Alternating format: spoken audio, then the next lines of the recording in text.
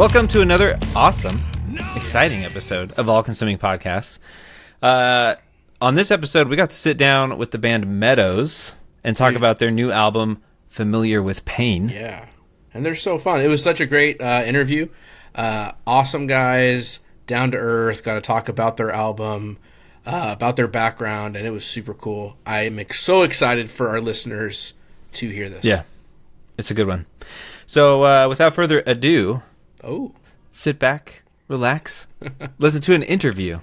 Yes, here it is. My name is Christian. I play the microphone in Meadows, and it's a blast. Yeah, I'm Armando. I play guitar. And my name is Stone, and I also play guitar. They fight over it. They fight over it. Yeah. Who gets to play the guitar at each show?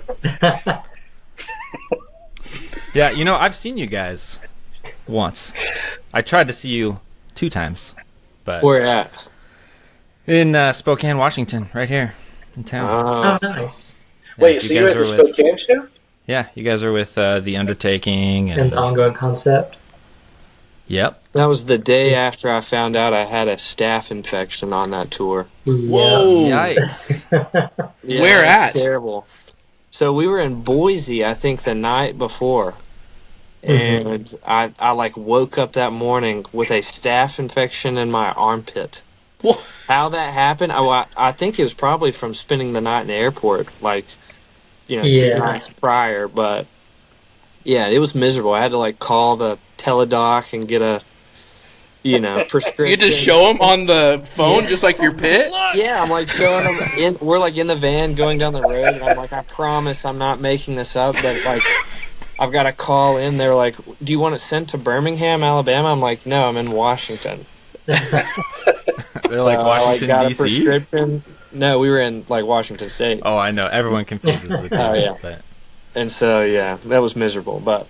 We were like at a drive-through Dairy Queen that had one table inside, and Stone had to go pick his medicine up, and we spent like 2 hours there waiting. Just like, we ate our food, and then we had like an hour left of just like, all right, we're gonna hang out for now.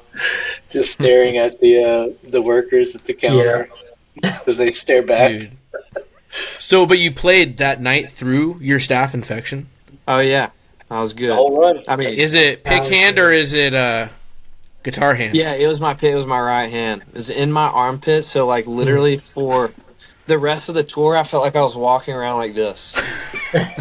Like with one arm out because like it was just so irritated. It's and your southernness. Howdy. Yeah. Exactly. He was rooting and tooting, dude. Rootin'. Wow, so that's that's the memory of Spokane. I mean, Spokane, truthfully, there's not much more than staph infections, so I think that's I think that's about right, dude. And our we had a fill-in drummer with us on that tour, and we stayed with his family that night. She stayed up till 3 a.m. and made us, what was that, tamales? Tamales. Ooh. So good. Incredible tamales. Nice. Yeah, we have good Mexican food up here. There's a lot. So I guess I'll move on to the exciting question. So kind of an icebreaker, just so people can kind of get your guys' background and where you come from. My question is, what was your gateway band into like heavy music? Not necessarily Christian heavy, but like what made you go like, oh my gosh, I want to be in a band and scream in microphone and shred on guitar. Christian, you want to go first? Dude, so it's funny that you say gateway, because they always kind of like position gateway things as like not the thing that's like the hard stuff. Yeah. Yeah. Oh, you went right for the hard stuff. There was no So, gate? well, no. So I'm thinking like, what was the actual gateway? Gotcha. Oh, yeah. Because like up until I heard Metallica and Linkin Park, bro, I was obsessed with Ricky Martin. I was, Dude, who wasn't though? I was truly living La Vida Loca. And, Yes. It's funny because like I really, you sent that like in a chat, just like give me a little heads up, and like I thought about it, and I was like, dude, if I had to like chart back, it's really, I think Linkin Park was like the first breakdown I ever heard. Dude. That like the Shut Up When I'm Talking to You. I think that was probably it, dude. Let's go, dude. That's awesome. Yeah. I was raging in my bedroom as a fifth grader and just, loving and hating life all at the same time. So I'd probably say Linkin Park was my gateway into heavy music. That's awesome. I think we just talked about One Step Closer, Linkin Park, recently on our episode, because that was one of mine too. In my room, yelling "Shut up" when I'm talking to you, being a little kid, dude. That is awesome. So you guys got to be close to our ages, then, right? I mean, okay. I'm on the good side of 30. Oh, we're right in the middle. We're right in the middle, yeah. Sadly, sorry for you, man. It happens to the best of us. Mine was a true gateway band. Mine was Fall Out Boy. Oh. Yeah. Okay. So I wore the From Under the Cork Tree record out completely. I listened to that hundreds of times. That's awesome. I actually, this is interesting, saw them at the Paramount Theater in Seattle, super small, intimate theater, and my wife was a huge Fall Out Boy fan, still kind of is, and we got Pete Wentz's pick. That's awesome. So, yeah, dude, and we still have it somewhere. I don't tell many people about that anymore, but now I guess about this, so.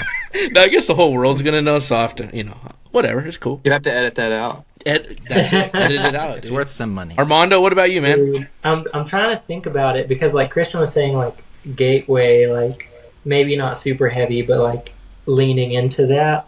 But when I was like in middle school, this random person, like an acquaintance of mine, hardly talked to this guy, gave me an iPod just out of nowhere, like on the bus one day. He was like, "Hey, you can just have this." And it had like 1,000 songs on it, but nothing was labeled. It was all like untitled artists. Track 1, and track 2. Yeah, so I was listening to all these songs for like a year on repeat because I didn't have any way to upload new music. I was like, I don't know how to work this thing. I'm just listening to whatever songs are on here. And like years later, I found out it was like Taking Back Sunday, Under Oath, Disturbed, Korn, and like all these bands. Like I knew all the words to all these songs, and it was years later that I found out what any You're of like, it was. yeah, Untitled track 3. Yeah. That's my jam. Yeah. I knew the number. I was like, dude, track 127 is my favorite on this iPod. I gotta hit skip. Just give me a second. Yeah. And that's before like the time. I mean, you probably could have searched up maybe like on the computer like lyrics, but that's before the time of like a Shazam or whatever. Like you just had to live in the moment. That's crazy. No idea how I was gonna find because I didn't talk to this guy. It was so random. He was like, here you go. Like he went up to the next grade or whatever. I was like, okay, I got this iPod now. I guess I got to pass it down. Wow, that's cool. So that's awesome. Those gateways, I think they do like. How did you guys get into like more of the hardcore type scene? Because we have those gateway bands. Then what turns you? What takes you from the gateway to the hardcore stuff? Literally, or are you still not there? It's just Christian that's screaming. Everyone else is like. Well, no, there's tasty riffs and breakdowns, Gary. It's beautiful. I think for a lot of us that are our age and that are in our scene are going to pretty much point to Under Oath at some point. Yeah, for sure. And like, I think Under Oath was like I had a buddy who had an older brother that showed him. But, like, for me, like, when I really dove off the deep end was, like, and I tell this to anybody, like, I always kind of, like, hate telling people I'm in a band. Like, I'm like, oh, I hate telling I'm in a band. They're like, oh, what kind of music is it? I'm like, never mind. You're not going to care, first of all. Second of all, hardcore, melodic hardcore, you start going down that rabbit hole, and it's like, they're like, oh, like, Metallica? I'm like, yep. Dude, Yep. That's it. Like Skillet. Like Skillet. Yeah, that's probably the one you get a lot. And it's so funny because I feel like we just kind of rabbit hole a bunch in like where do we actually like talk to people about it and fit in and all that stuff. And I think it's like it's kind of an inherited thing, but like I went to like my first show, and I always tell me like, dude, you just got to see it live. Like, you got to see it live, and it'll change you. Like there's an energy in the room that is like palpable, and going to shows like Smoothie Joe's and like really, dude, I didn't know the difference between like big bands and local bands. That was my thing. Yeah. Wow. So I saw a band and I was like, dude, Fix Till Tuesday is the biggest thing. Like I'm getting autographs. I'm trying to talk to these dudes, and like they took the time and like really poured into me, and like it made a difference in my life. So yeah, I would say like a lot of those like local bands playing at Smoothie Joe's back in the day really got me in. And so I mean that's like All In, Fix Till Tuesday. They're now I Am Terrified. I know. Gate City back in the day. I mean, then I got in a band, and the spark just really never died from there. So that's when it started for me. Smoothie Joe's, is that a Birmingham spot? Dude, it was literally a parking lot of a smoothie shop. No way. Christian, Like saw the Blood Comes Cleansing in a parking lot when I was like 14. Were they a chain? Were they a chain, or was that just in Trustful? It was just here. Yeah. Dude, that's crazy. I would like walk through the woods to get there through like my neighborhood. And like it was one of those like you never cared who played, you just went because it was a show. And then you found out the bands like in real time, and like you just moshed your little heart out, and, got bloodied up, and then went home and told your mom how excited you were. Armando, is Under Oath yours too? Going to Smoothie Joe's? Well, I never went to Smoothie Joe's. That was more of a Christian thing. That was Christian stuff. Yeah. But Under Oath definitely was like the first like heavy band that I was like, I see what this is about. Like I'm obsessed with this. Like, but it was before I'd even started thinking about playing guitar or anything. So I was just like into music. And then I got invited to a local church nearby, and they had shows like every single week, and I kind of got plugged into the community, and I was like, this is what it's all about. There's like people here that care about each other, and started seeing, like Christian was saying, like you didn't care if it was a local band or a big band, like it just all meshed together. It is the best. That's cool. Before Under Oath, mine was 1,000 Foot Crutch. Oh Yeah, dude. Hey, Rock Fist, put it up, right? Yeah, dude. So 1,000 Foot Crutch, and then our bass player Brandon and myself, we actually played in like a post-rock instrumental band in high school, but the only local shows were like heavy shows. And so like I like started getting into local hardcore bands, just from playing these shows with other bands. And then you see all these folks wearing band t-shirts, and you're like, what is this band? And that's how I found out about Have Heart and like actual classic hardcore and stuff like that. So Actual. yeah. Not 1,000 Foot Crutch. It checks out, but yeah. It checks out. Hey, yeah, dude, Have Heart is awesome. 10-year-old me thought TFK was the hardest band ever. Yeah. Phenomenon came out, and I was like, what even is music? Like, this is it. I love when people like always liken us back to like, oh, so like Striper. And I'm like, Dude. Whoa. where have you been? It's the only Christian rock band they know. It's been 40 years. A lot has happened. There's Striper, then Meadows, if that's the progression. That's the connection, yeah. If that's the leap you're taking, then sure. So Hey, Armando, I toured with him. Go ahead. I was just saying, I toured with Striper. Come on. Dude, Yeah, that'd be a sick show. I'd go see Striper if you guys toured with them. I would go see Striper if we toured with them. So Armando, I'm supposed to ask you, Okay. why didn't you guys stick with being a deathcore band? Oh, yeah, we heard this. Dude. Back in the day. Man, it just... So, like, when I started playing in high school, I was, like, super obsessed with deathcore and just, like, writing blast beat guitar riffs, like, no breaks. Just Too much with Blood Comes Cleansing? Yeah, I was obsessed with Blood Comes Cleansing and, like, Oceano and, like, In the Midst of Lions and... oh, yeah. Dude, it was just, like... I mean, I had a bunch of riffs, but then, like, whenever I ended up meeting Stone, I played with a bunch of different guitarists over the time, and nothing really like stuck. And then Stone and I started playing. I was like, hey, I have some of these other songs that were like some of the first Meadows songs, and it just ended up clicking, and the Deathcore band was out. You know, as quick as it did not. Bring it back, baby. So Meadows is a mix of post rock and deathcore. Yeah. So what you hear is a meeting in the middle. Okay. Oh, what could have been. Imagine that. You got pig squeals in you, Christian, or no? Like, Bro, none of that? You got that Devil Wears Prada shirt on, because that's like, that was all I did before Meadows. Was like, oh, yeah. That style was like, and when I say that style, I'm talking like Plagues at the latest. Oh, yeah. Oh, yeah. Dude, I remember when I first heard Plagues, and that actually changed my life. I was at Warped Tour and heard it, and it was killer, man. Like, I thought it was the heaviest thing, and it still kind of is pretty heavy, dude. It's awesome. Dude, it awesome. holds up. Yeah, holds up. Yep. Well, let's jump into Familiar with Pain, which, man, we've been doing these core value episodes, and every week we kind of listen to the new music coming out, and so we got to hear every single as it was released, and it was so awesome.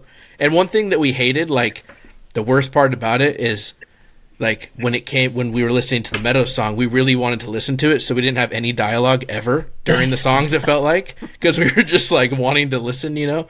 We're just like, wow, that's really cool, you know.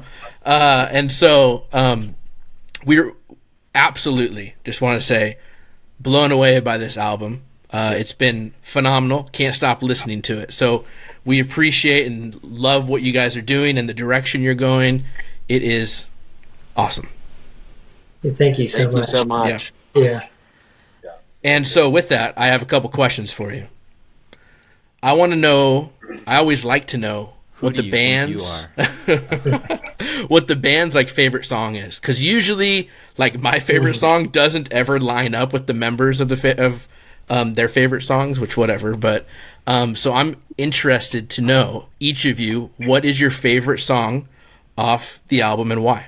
Yeah, we always go to shows and Tyler complains that they're only playing their popular songs. You know, why aren't they playing the song that I like? No, it's all about me. It's Christian, what it comes how about down you to. go first? Dude,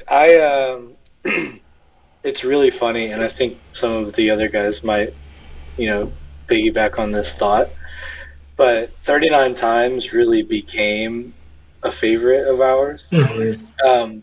But that is absolutely, without a doubt, 100%, unquestionably, the most labored over song on the record.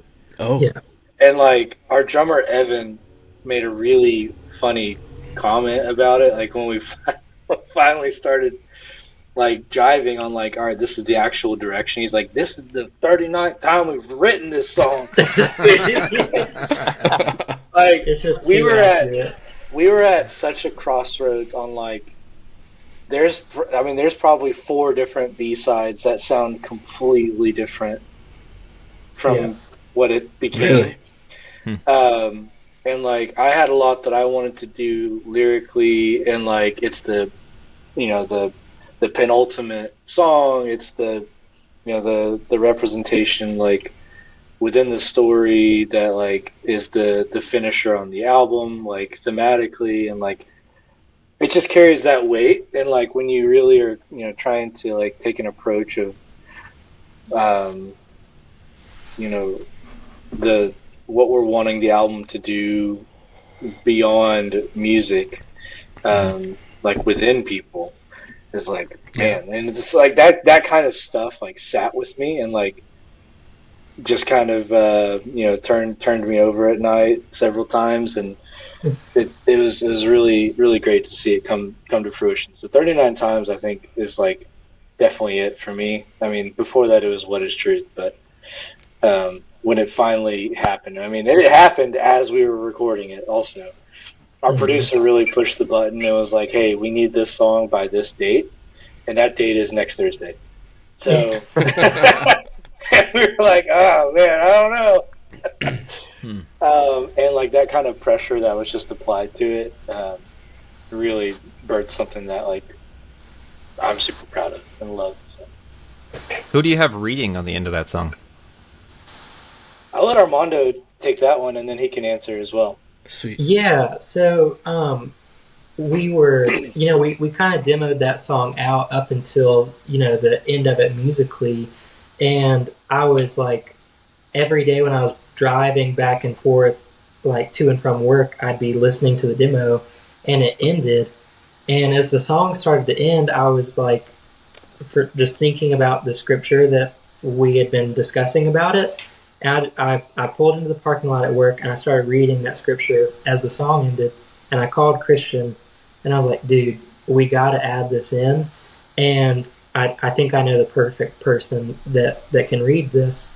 And there's an older gentleman named Brother David that was a pastor at my wife's home church, and he actually spoke at mine and my wife's wedding back in the day. And he just has this, this voice that just carries and commands what he's speaking. Yeah.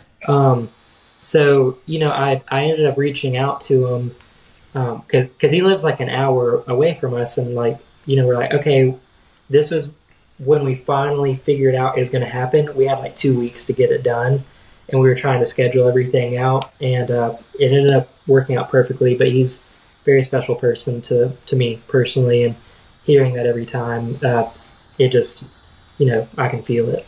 Yeah, that part of the song, just like as soon as he starts talking, like man, it hits you. You get like goosebumps, and like, man, you start to get emotional, and then building into the last song. Ugh, jeez. Thanks a lot, guys. Yeah, yeah. You guys, I might have said this before, but you guys do a really good job. It feels like you put a lot of effort into every single piece, right? From the music to the lyrics to the space that you allow.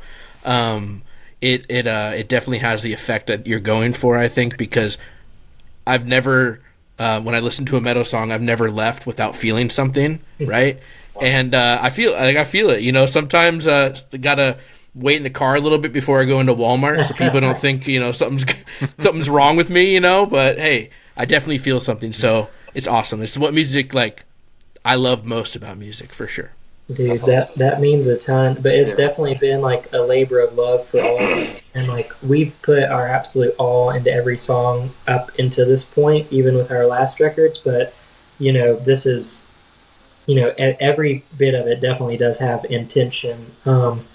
But kind of going back to the favorite track for me personally, I have such a difficult time picking one, and it's been almost different every single week because like I 100% agree with what Christian had said. So I feel the same way about 39 Times.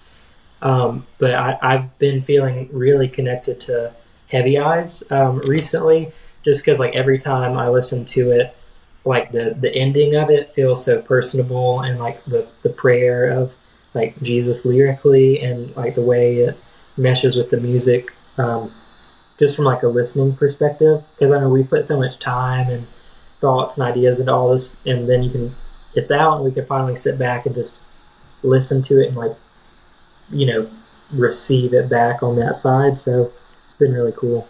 Awesome.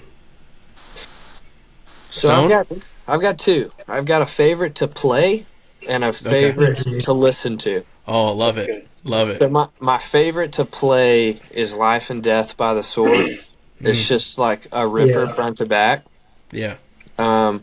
Just got that like classic hardcore feel. And then my favorite to listen to is Old Friend New Leaf.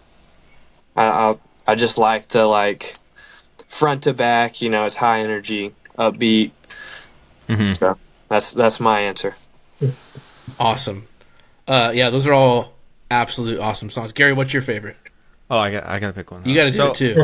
I'm curious. I have a lot. I mean, it's hard to pick a favorite right now, but probably Fury for the Taking. Cool. I just like the whole like Jesus showing up at the church and being like, "What's happening in this church?" You can really, I don't know, it just portrays the anger and the rage really well. Like you could just feel it. Tyler, what's your favorite? Since you're asking everybody. Kudzu Guilt's awesome. I did tell Tyler that it's kudzu. Well, I know, but like I could hear You it. saying Anyways, kudzu? dude. So, hey, Gary, what the deuce, man? You said you weren't going to embarrass me on here, man. Dude, what the deuce? What the deuce? No, I absolutely love it, and I had to look up what it was, and yeah, it's kudzu. Obviously, no one would say kudzu, Gary. Yeah. But I'd look up what it was. Like we don't have in the Northwest. It's not a thing, and so it was kind of cool connecting. I thought it was cool how you connected that, and like absolute musically, just a ripper. I love when you guys have your breakdowns, and I think there's some awesome breakdowns, group shouts. Man, I just go for that too. So awesome song. Yeah, my wife's from Georgia, so we go there, and they have her grandparents have a ton of kudzu all over. Yeah. And so once I was grabbing my leg, and I'm like wrapped up, I'm like, what is happening? This isn't grass. It'll get you. Yeah. Just wait until you get the kudzu bugs. They're like, Yeah. they're like grayish, greenish, brownish, blackish ladybugs that are classified as stink bugs, and the birds won't eat them. So they are, swarms, dude. There was one year, a couple years ago, and like they're attracted to like the like white colored like painting like stuff and like siding and like garage doors and such. And I'm talking like thousands. It looked like a ramp of bugs that you could like roll up. That doesn't sound pleasant at all. The things you trade instead of snow. I just don't. I don't get the South. I don't. Yeah. Yeah, you're not the first person that like had no clue what kudzu was, and I kind of thought about that as I was writing it. Like, it's kind of a regional thing, but like, I personally am like in the camp of like I'm packing so much in here that like I hope people want to ask what that is and do a bit of research.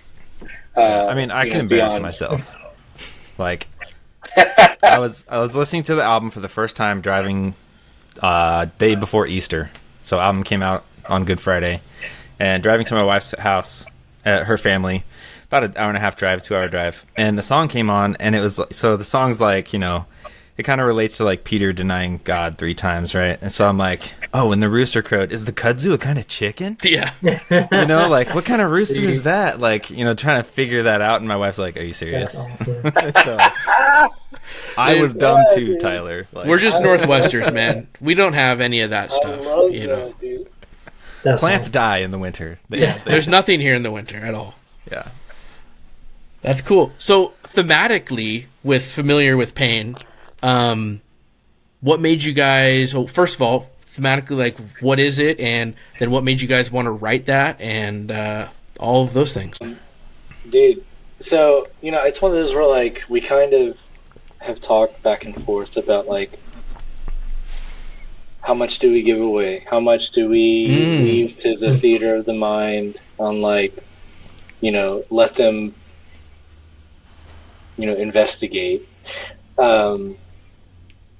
I don't know. I feel like kind of going rogue, and like for people that care to like dive deep, like, and people that want to listen, because like I don't know. I keep thinking back to like my favorite records, and like, man, I wish I just like actually knew, and like if there was a podcast somewhere where they just like actually said it all out, like outright, wouldn't that be great? Yeah. I think like ultimately art is not yours once you give it away. For sure. It's not mine anymore once you have it, and like you're determining what kudzu represents within kudzu. It's a rooster. Yeah. We wrote it. It was really a point of we strive to be a bridge between like firm believers and non-believers, and like we want to live in that space and have an authentic and approachable faith. And ultimately it was like how much of what we're doing and writing and putting out is like too hard to understand in some capacity. And like, I don't remember who I was talking with. I'm sure it was Armando. I'm sure it was Stone. I'm sure it was everybody at one point. But it was just like, what if, like, it's funny because I remember listening to Rocking Around the Christmas Tree. This is so funny how it connects. Whoa. Christmas. Rocking Around the Christmas Tree, right? That song is the same song that we've been listening to for the past 20 years plus. Yeah. Like, music can outlive us in a lot of ways if we do it right. And I was like, I just had that epiphany on like, dude, what if like this is the last thing we ever get to do? Mm-hmm. Not that we're saying it is, but like, God forbid, you know? You heard it here. If they're done. But just like, we want to have something that's like, hey, this is the gospel. This points to Jesus. This is where we're trying to write, ultimately. And it was also like, how do we hold the hand of someone that like is far from the Lord, that is, you know, has been hurt by the church, that has been burned in a lot of different capacities by people claiming Christ. Like, how do we present Christ to them in a way that's approachable? And ultimately, it was like, all right, Familiar with Pain, you know, our pastor, because we, you know, a lot of us go to the same church at this point too. You know, talking about that verse in Isaiah, and like the line "Familiar with Pain" like really stood out on like Jesus. Like, understands who we are, understands where we're at, understands the trials that we go through, and you know what he faces far beyond what we're gonna face. And you know, then like you sprinkle in, like I've said this on the previous, you know, interviews with other people on like, I love film and cinema, and like I'm a huge Star Wars nerd. It's like world building is like a big thing for me, and like thinking about like, you know, watching Passion of the Christ with the guys at the lake house, you know, one weekend when we were doing like a writing retreat, trying to like gear up for this next record, because a lot of it was music first, lyrics later. Let the music inspire the lyrics. Like, what is this telling me?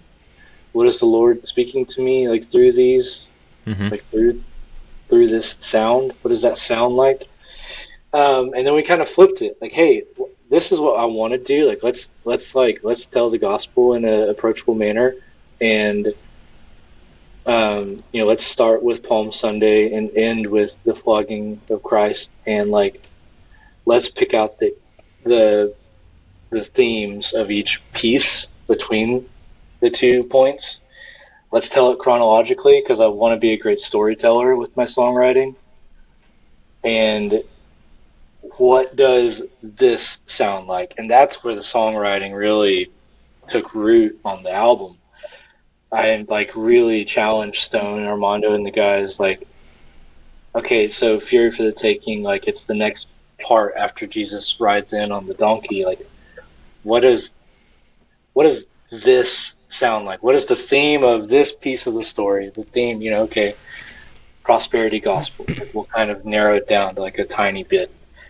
What does that sound like? And it was like, and it kind of goes through like the bass groove at the beginning. Like, it's like a marching, like it's like it's, and Armando had a great point. Like, can the music tell the story without the lyrics in some capacity throughout? So that's kind of where, I mean, just to lay it all out there, that's where we've been riding towards with this record, and like where our heart's been at, and like what we want to do with it beyond that. And it's been a blast. It's been a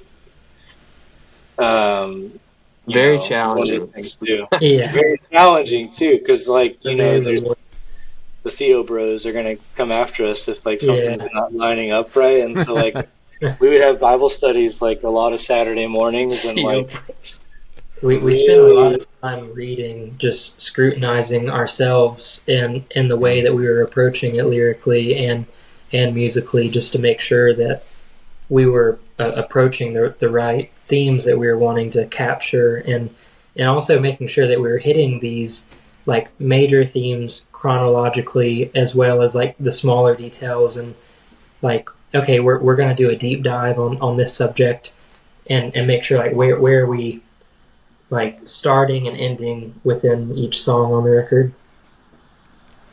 That's awesome. Yeah, that's actually why we have you guys on here. We have some theological problems. Yeah, we're Theo bros. This was a bait and switch. No, you guys, absolutely not. No, it's awesome. Yeah. Stone, anything to add on that, or?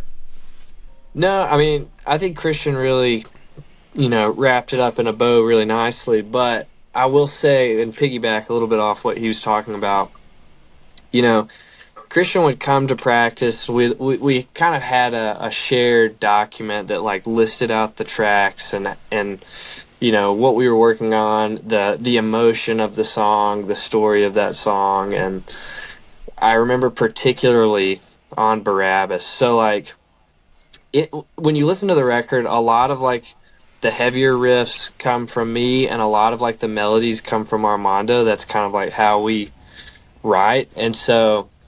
Barabbas specifically, like I was riffing on this song for weeks, and Christian would come to practice and he's like, dude, it's just not the emotion we're trying to convey. And so I just remember so many times he would like point me back to like, hey, this is what's going on. Like there's an angry crowd like trying, just like really like putting us mentally in these stories that we've read hundreds of times, and that challenged me a lot as a musician, and really I think it helped us produce a great product and a great end result on all these tracks. It was a really cool way to like try to not make each song sound so similar either, because we were trying to capture the emotion of the theme of the subject for whichever one, and it really helped us to I feel like diversify the sound across each song. Absolutely. For sure.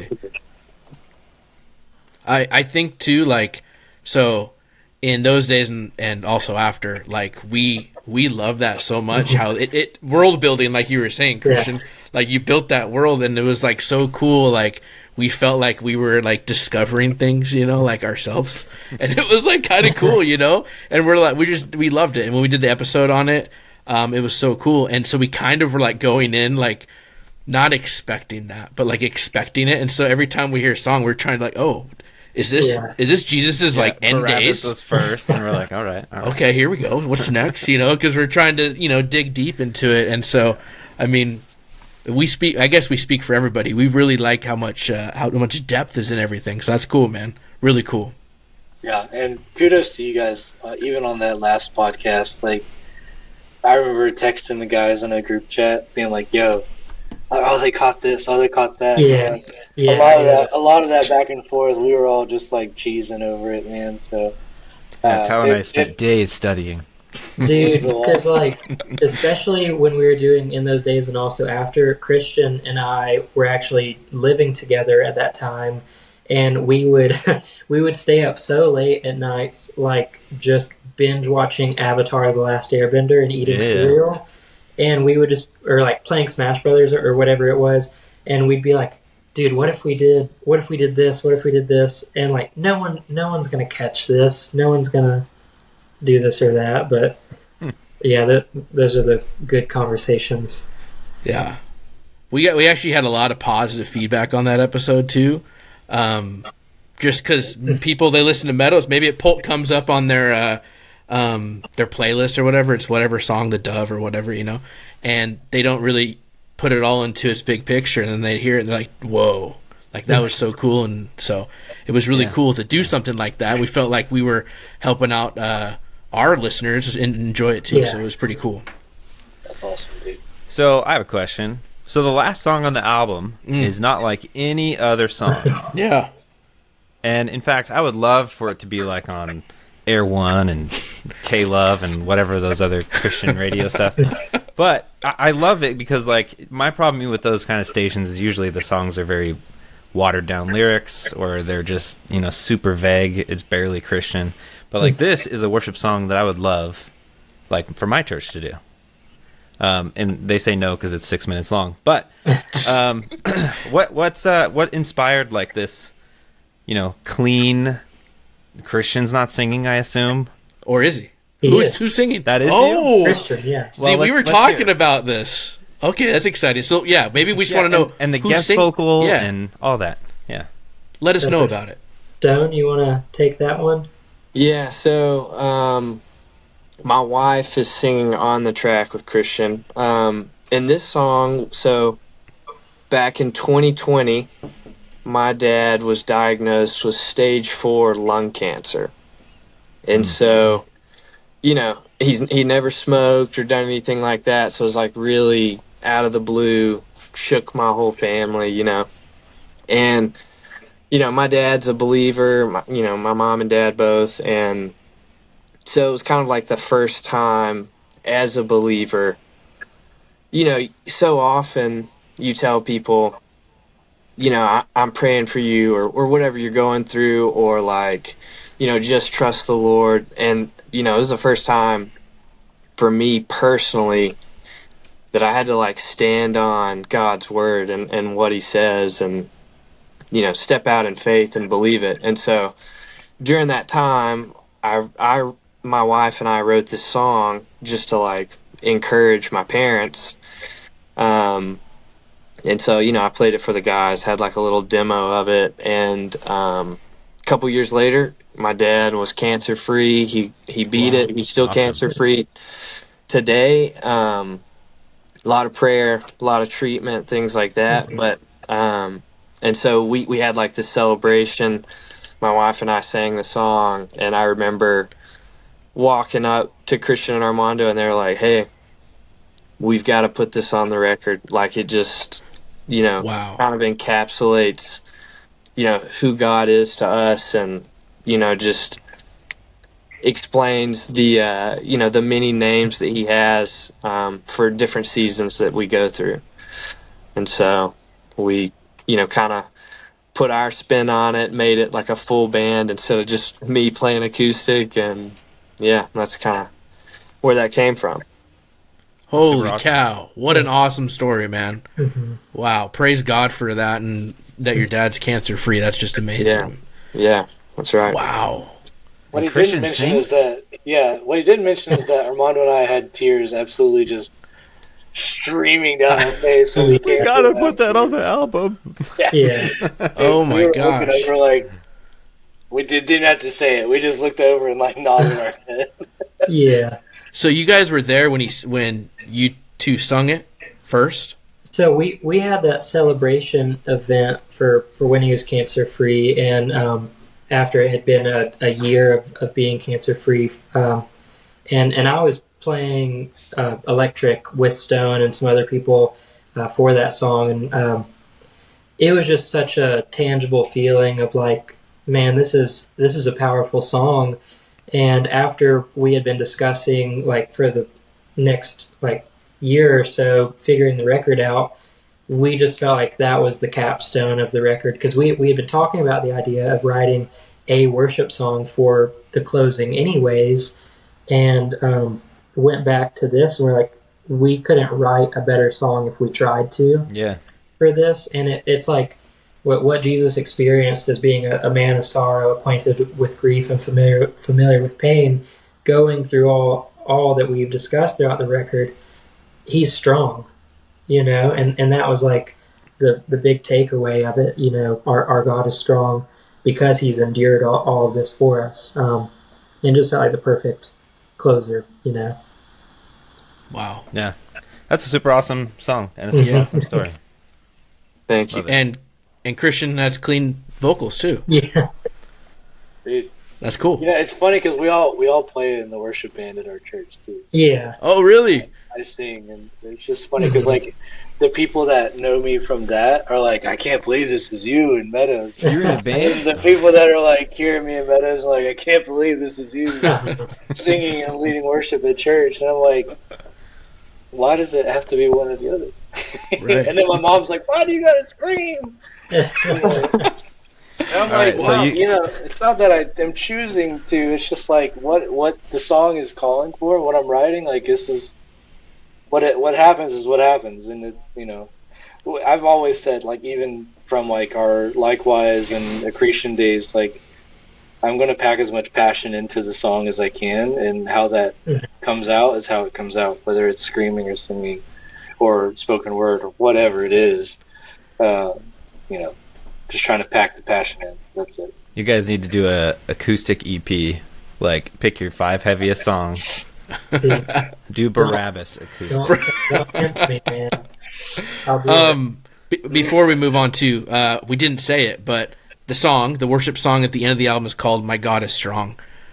So awesome song. What a way to cap off an album too. So we really thought that was cool, and it was definitely something we want to talk to you guys about because it's so different than what we've heard on previous albums. So awesome. Here's a question for you guys: if you could tour with any band. Besides Striper, because we already know that's like numero uno to hell with the devil. I'm out. Right? I'm out. What band would you guys tour with? Would be like the dream? Do they have to be Each of active? you. No, we bring them back. Dude, it's the era. It's the era of these bands coming back, anyways. Right? You guys were at Furnace Fest. You know what's up. Man, They're coming back. Bring back Me Without You for me. And Okay. just let me revel in the fact that, like, if you want to understand, like, when I decided I wanted to be a songwriter, it was Brother Sister. That was when I decided, like, dude, I want to write lyrics. Like Aaron Weiss, like, changed my life.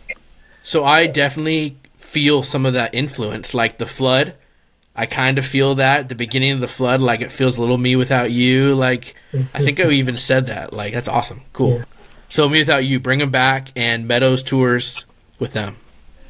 Dude, that'd be so sick. I'm sick. out. I dive in. That's it. You know? Nothing else to do. Okay, so we're building this list. It's going to be Me Without You, and then Armando. Who else? Dude, I feel like Stone. I feel like you have to go first because I feel like I'm going to say the one that you're going to say. Maybe. So I wanted to like tell a quick story. So all the time, and Armando can vouch for this. So we work together. So I see Armando in each church week and work. The rest of the guys, yeah.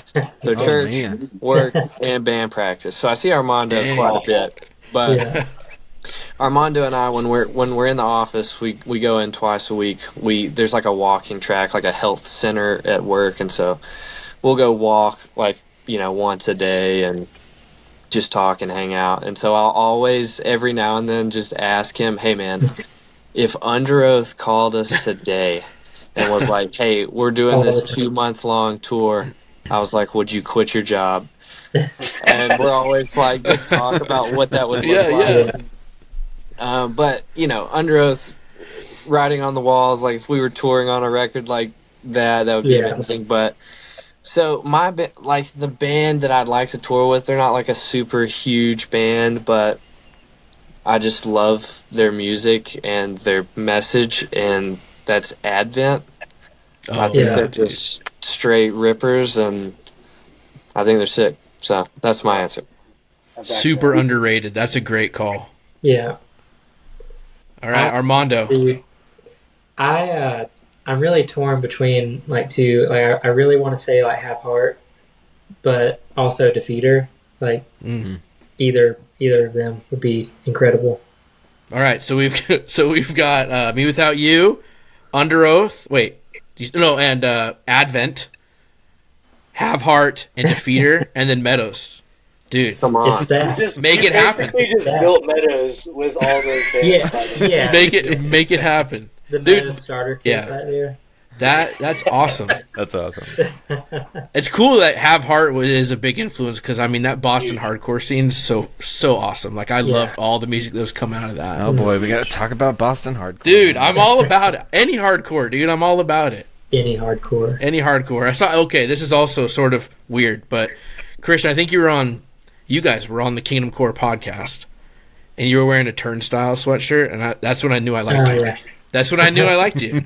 I was like, he's wearing a Turnstile sweatshirt. I remember that. Tyler's like, hey, I specifically said awesome. That. Yeah. What song do you like? I don't know. He's wearing a Turnstile shirt. That doesn't matter. I don't care about any of the songs. He's wearing a Turnstile sweatshirt. We're friends. So, yeah. So, guys, thanks for joining us. It was a lot of fun. I hope our listeners got more curious if they haven't listened to the album, and if they did listen and they know what we're talking about, that they're like, dude. Oh yeah, Yeah. This is good stuff. What are some ways that people can support Meadows? Stream the record. Just Okay. stream it every day. Stream it while you sleep. Yeah. Let's sell out the vinyls. Let's do that. That would be.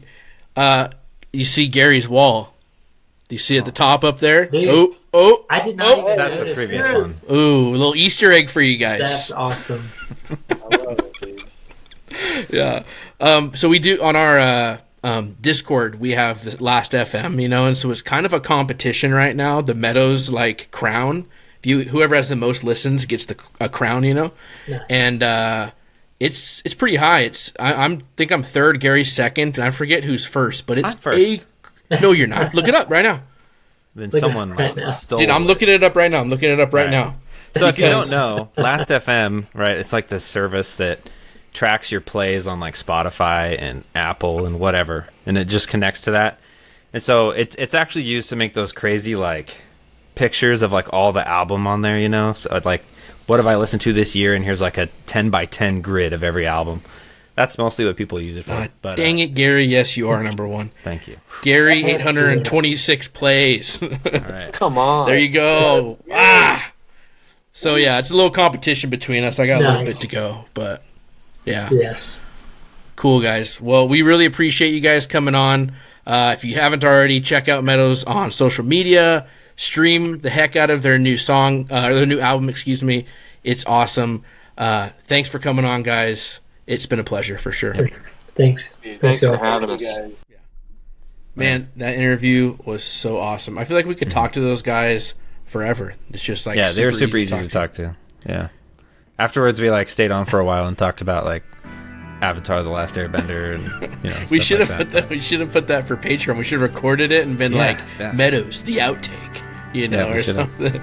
But yeah, no, super awesome. I'm so excited for what they're going to continue to do. This new album is just stellar, and so Yep. I think the best thing we can do, like they said, stream it. Go buy their Yeah. vinyl, buy their merch. Go see them support live, Meadows. Yes, go see especially them if you live. live by them. We live nowhere near them, so it's kind of Yeah. hard. But yeah, so support those guys. Follow their Instagram and their Facebook, and comment on every post they make. And tell all your friends about this album. Yes. That's the way to do it. Word of mouth. And if you like us, dude, you can support us in a lot of ways too. Buy us a cup of coffee, become a patron on Patreon. We love all of our patrons and just grateful that they basically make this happen to where we can buy the software and be caffeinated and talk to Yep. bands like Meadows. Who would have even thought we'd be interviewing bands and building relationships? It's just awesome. Yep. So thank you, listeners. Go support Meadows. See ya. Thank you for listening.